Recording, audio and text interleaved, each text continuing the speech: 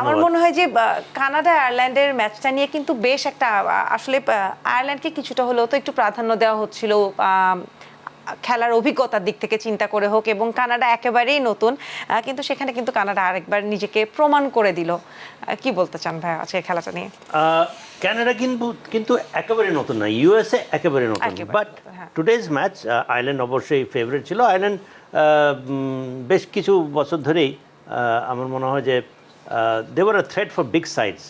এমনই একটা দল যে হয়তো বা may not be good enough for the top 4, কিন্তু বড় দলগুলোকে হারাবার মতো দল। এবং এই আজকের যে খেলাটা হলো সেটা আমার মনে হয় যে they were clear, yes, they were clear favorites, Ireland, even though ক্যানাডাকে কোনোভাবে ওভারলুক করার কোনো স্কোপ ছিল না। ইউএসের এগেনস্টে যে খেলাতে তারা দেখিয়েছিল 194 রান, সেটা is a very very good performance. But yes, আচ্ছা, আমার মনে হয় যে আয়ারল্যান্ড আজকে খেলা হেরে যাওয়ার পরে ইন্ডিয়ার সাথে হারলো, কানাডার সাথে হারলো, they have 2-3 other tough matches. তো আমার মনে হয় তারা তাদের যে সম্ভাবনা আরও অনেক কমে গেছে, ক্ষীণ বলতে গেলে, সেটা আমার মনে হয় তারা মেনে নিয়েছে। But yet again, cricket is a funny game. But আজকে কানাডাকে পুরোপুরিভাবে বাহবা দিতে হবে, কারণ খুব একটা ভালো অবস্থায় ছিল না একটা পর্যায়ে। মনে হচ্ছিল যে আজকে হয়তো 100-120 রান ম্যাক্সিমাম করতে পারবে, but 138 run at the end of the day একটা চ্যালেঞ্জিং স্কোর হিসাবেই তো।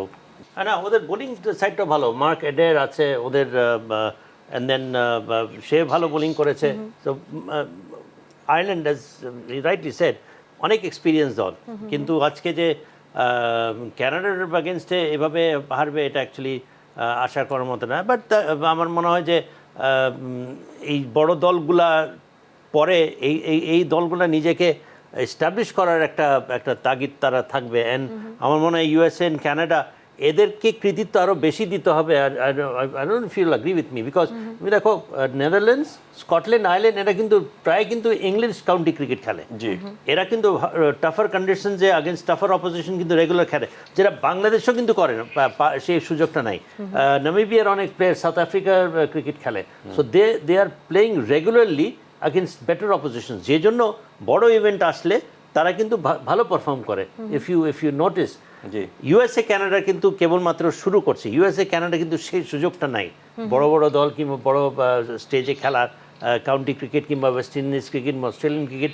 ইয়েট অ্যাগেন তারা যে পারফর্ম করেছে আমার মনে হয় এক্সট্রাঅর্ডিনারি, পার্টিকুলার ইউএসএ।